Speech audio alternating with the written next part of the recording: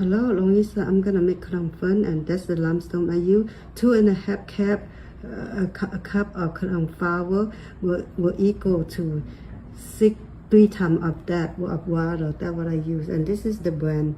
Okay, when you see like this, you can pull to the trees.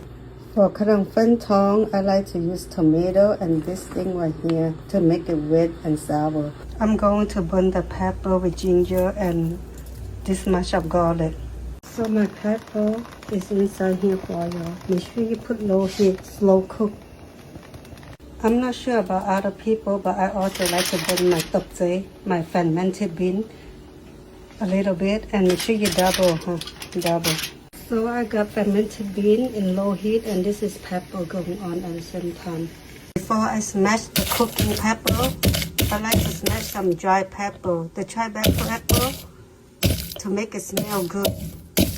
Now you smash with the one that you just cooked, the one that you burned it.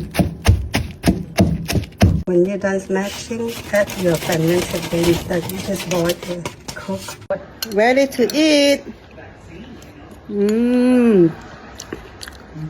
Mmm.